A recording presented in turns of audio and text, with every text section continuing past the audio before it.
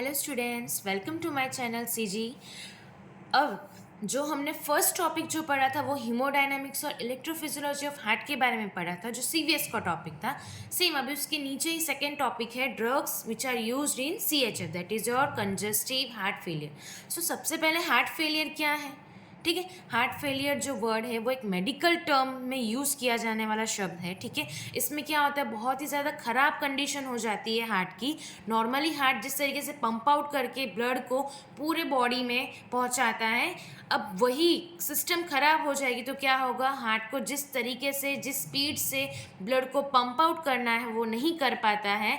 जैसे यहाँ मैं लिखा है, does not pump blood as well as it should to lungs and rest of the body. जैसे मैंने बताया था कि हार्ट में डबल सर्कुलेशन होता है। अब ये सब यहाँ पर दिक्कतें आएगी तो क्या होगा, हार्ट फेलियर। इससे क्या पता चलता है कि हार्ट जब हमारा अच्छे से पंप आउट नहीं कर रहा जिस हिसाब से उसे होना चाहिए, तो उस कंडीशन को हम क्या बोलेंगे, हार्ट फेलियर। अब हमें कैसे पता चलेगा कि हार्ट हमारा फेल हो गया, तो यहाँ कुछ सिम्टम्स हैं। सांस लेने में थोड़ी दिक्कतें आने लग जाती है, हाथ पैर दुखते हैं, मसल्स फटीग हो जाते हैं, ठीक है, हाथ पैर सूज जाते हैं। ओके, ये था उसके बारे में।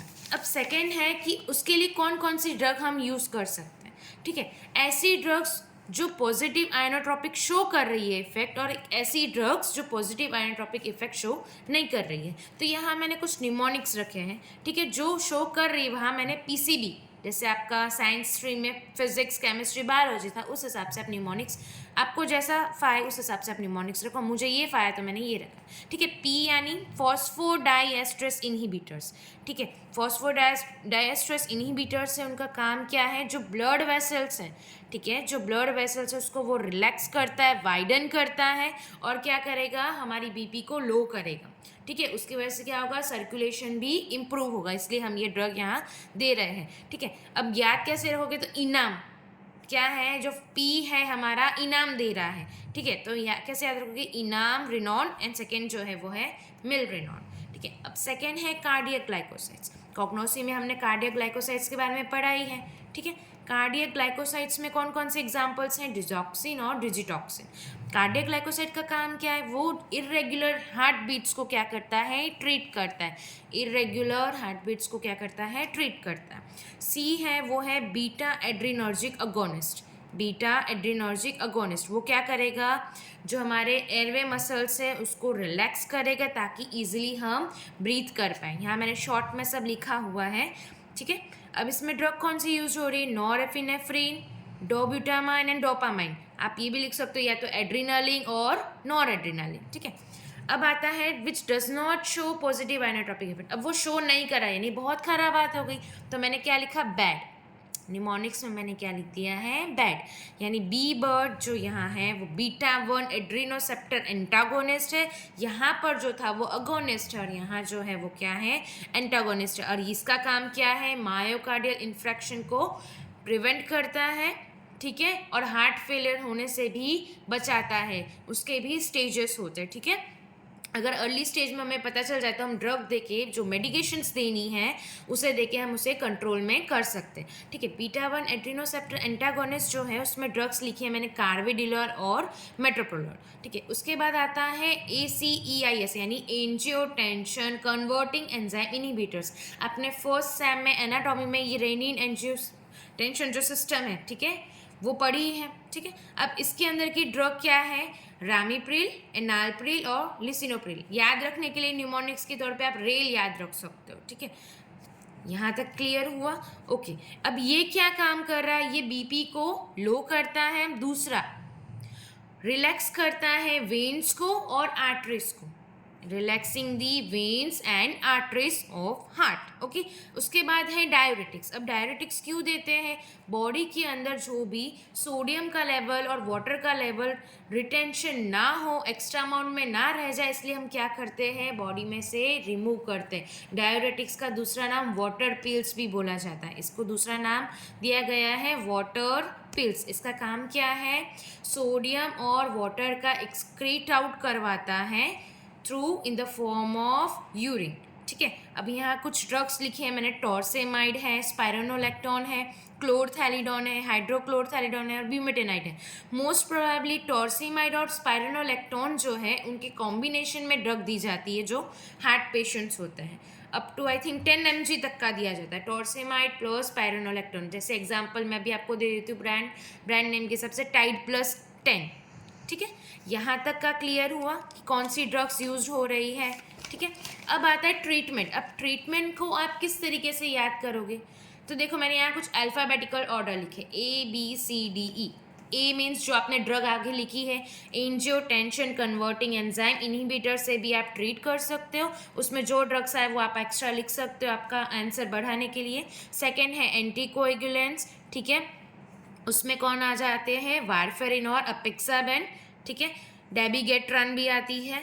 फिर बी जो है वो क्या है आपका, बीटा ब्लॉकर ड्रग्स। ठीक है, जो भी थे वो ड्रग्स के आप नाम यहाँ लिख सकते हो। सी है आपका calcium channel blocking drugs. Most probably यहाँ पर वेरापामिल ज़्यादा दी जाती है। कैल्शियम चैनल ब्लॉकिंग ड्रग्स जो है मोस्टली वेरापामिल ज़्यादा प्रिस्क्राइब करने में आती है। सेकेंड है क्या ट्रीटमेंट कर सकते हो आप, कार्डियक ट्रांसप्लांट करवा सकते हो या तो कार्डियक मायोप्लास्टी भी करवा सकते हो। ठीक है, फिर आता है डी से मैंने लिखा है डाइट। अब पता है अपने को हार्ट प्रॉब्लम है तो कोलेस्ट्रॉल लेवल ना बढ़ जाए, वो सब चीज़ें भी हमें ध्यान रखनी है। हमें थोड़ा ऑयली कम खाना है, स्पाइसी जो मसाले आप यूज़ कर रहे हो वो कम लेने हैं। ठीक है, आपको फ्रूट्स ज़्यादा लेने हैं, वाटर का इंटेक थोड़ा लेना है। ठीक है, फिर यहाँ लिखा है डायरेटिक्स। जैसे मैंने आगे समझाया कि सोडियम और वाटर का जो रिटेंशन होना नहीं चाहिए बॉडी में, उसके लिए हम क्या देते हैं, डायरेटिक्स देते हैं, ताकि जो भी सोडियम का लेवल है और वाटर का लेवल है वो बॉडी में से एक्सक्रीट आउट हो जाए यूरिन के फॉर्म में। फिर यहाँ लिखा है डिजिटालिस। ठीक है, डिजिटालिस क्या करता है, वो कार्डियक ग्लाइकोसाइड्स। और दूसरा कौन सा था, डिजॉक्सिन। ठीक है, और ई क्या है, आप कैसे ट्रीटमेंट कर सकते हो, बाय एक्सरसाइज। ठीक है, बाय एक्सरसाइज। अब यहाँ मैंने कुछ लिखा है कि left heart failure and right heart failure. कैसे पता चलेगा कि हमारा लेफ्ट हार्ट फेल हो चुका है, तो पल्मोनरी एडेमा। ठीक है, लंग्स में इन्फेक्शन हो जाएगा, या तो कार्डियोमेगाली हो जाएगा, प्लूरल इफ्यूजन हो जाएगा, पिटिंग एडेमा हो जाएगा। ठीक है, पिटिंग एडेमा मतलब कि आपके पैर सूज जाते हैं। ठीक है, अब यहाँ पर राइट हार्ट फेलियर लिखा है, तो कैसे पता चलेगा कि हार्ट जो है राइट साइड का फेल हो चुका है, तो बाय हिपेटोमेगाली एसाइड्स फॉर्म हो जाते हैं एब्डोमिनल रीजन में। फिर पिटिंग एडेमा, अगेन इसमें भी क्या हो जाएगा, पैर सूज जाते हैं। ठीक है, आफ्टर दैट हमने कार्डियक ग्लाइकोसाइड के बारे में पढ़ा है, तो थोड़ा सा उसके बारे में अपने जान लेते हैं। कौन कौन सी ड्रग है, डिजॉक्सिन है और डिजिटॉक्सिन है। ठीक है, अब ये जो ड्रग है, तो कार्डियक ग्लाइकोसाइड में मैंने क्या बोला, डिजॉक्सिन और डिजिटॉक्सिन ड्रग्स आपने ली है। ठीक है, अब ग्लाइकोसाइड मतलब क्या होता है, ये कैसा ऑर्गेनिक कंपाउंड है जो प्लांट या तो एनिमल सोर्स में से मिलता है जब एंजाइमेटिक हाइड्रोलिसिस करने में आता है, और उसके साथ एक या एक से ज़्यादा शुगर मॉइटी अटैच होती है, उससे हम क्या बोलोगे, ग्लाइकोसाइड। अब यहाँ मैंने क्या लिखा है, अगर फोर्स ऑफ कॉन्ट्रैक्शन बढ़ेगा तो बट ऑब्वियस कार्डियक आउटपुट भी बढ़ेगा। जैसे मैंने cardiac output is equals two stroke volume multiply by heart rate करके समझाया था पिछले लेक्चर में, वही। ठीक है, अब इसका सोर्स क्या है, तो डिजिटालिस लेनाटा सोर्स है। ठीक है, अब इसमें क्या, अगर फोर्स ऑफ कॉन्ट्रैक्शन बढ़ेगा तो कार्डियक आउटपुट बढ़ेगा। अब उसके बाद क्या होगा, हमने ये ड्रग दे दी है, अब ये ड्रग क्या करेगा, वो एवी यानी ऐसे नोड से जो इम्पल्सेस आती थी एवी नोड की तरफ, वो तो क्या हो रही है, कम हो गई है। ठीक है, कंडक्शन हो गया है, जो कंडक्शन ऑफ इम्पल्सेस है वो क्या हो गई है, एवी तक आते आते कम हो गई है। उस कंडीशन को आप क्या बोलोगे, ब्रेडिकार्डिया। ठीक है, अब जो ऐसे और एवी नोड है वो ऑटोमेटिकली क्या हो जाते हैं, रिड्यूस हो जाते हैं, जिसकी वजह से क्या होता है, मायोकार्डियल की कॉन्ट्रैक्टिलिटी बढ़ जाती है। अब इसका इफेक्ट बीपी ब्लड वेसल्स पे किसी तरीके का देखने को नहीं मिला, लेकिन सीएनएस पे इफेक्ट देखने को मिलता है। वो अपने कीमो रिसेप्टर जोन जो है उसको, कीमो ट्रिगर जोन जो है, ठीक है, उसको क्या कर देगा, एक्टिवेट कर देगा। ठीक है, सेकेंड है मेंटल कन्फ्यूजन, सामने वाला कंफ्यूज रहता है। ठीक है, डिसओरिएंटेशन भी देखने को मिलता है, उसको बोलने में भी दिक्कत होती है। ठीक है, अब उसके बाद आता है लास्ट हमारा सेल मेम्ब्रेन के रिगार्डिंग। ठीक है, यह आपका सेल मेम्ब्रेन है, दिख रहा है। अब यहाँ पर अंदर की तरफ कैल्शियम का लेवल ज़्यादा है। ठीक है, अब क्या होगा, मैं डायरेक्टली इसको अंदर से बाहर की तरफ नहीं भेज सकती, ठीक है। यहाँ मैंने क्रॉस करा हुआ है, यानी फ्रॉम इनसाइड द सेल, अंदर से कैल्शियम जो है डायरेक्टली बाहर की तरफ नहीं जा सकता। उसके लिए अब क्या करना होगा, यहाँ मुझे एक्सचेंजर यूज़ करना होगा। मैंने यहाँ सोडियम कैल्शियम एक्सचेंजर यूज़ किया, जिसमें क्या होगा, इस कंडीशन में सोडियम अंदर आएगा और ये जो कैल्शियम है वो बाहर जाएगा। कैल्शियम की जगह सोडियम ले लेगा और सोडियम की जगह कैल्शियम ले लेगा, ठीक है। अब क्या होगा, मैंने यहाँ पे दूसरे कंडीशन में क्या रखा है, सोडियम पोटेशियम एक्सचेंजर।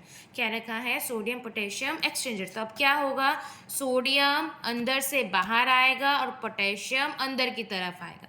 तो यानी डिसॉक्सिन जो है वो कब एक्सचेंज होगा, with the help of sodium potassium ATPase. ATPase, ATP word कहाँ आता है, जहाँ एनर्जी यूटिलाइज होती है, ठीक है। उसके बाद क्या होगा, कॉन्ट्रैक्शन होगा, ठीक है। अभी जो बचे हुआ कैल्शियम लेवल है जो फ्री अमाउंट में, वो दूसरी साइकिल में यूज हो, वो क्या होगा, दूसरी साइकिल में यूज होगा, जो क्या करेगा, कार्डियक कॉन्ट्रैक्टिलिटी बढ़ाएगा, ठीक है। कार्डियक कॉन्ट्रैक्टिलिटी बढ़ेगी तो क्या होगा, ऐसे चांसेस है कि अरिथमिया भी बढ़े। अब कार्डियक अरिथमिया में भी बहुत है, जैसे मान लो एट्रियल फिब्रिलेशन बढ़ सकता है या तो एट्रियल फ्लटर बढ़ सकता है, ठीक है। एट्रियल फिब्रिलेशन क्या है, जिसमें एट्रिया इरेगुलरली बीट करता है, ठीक है।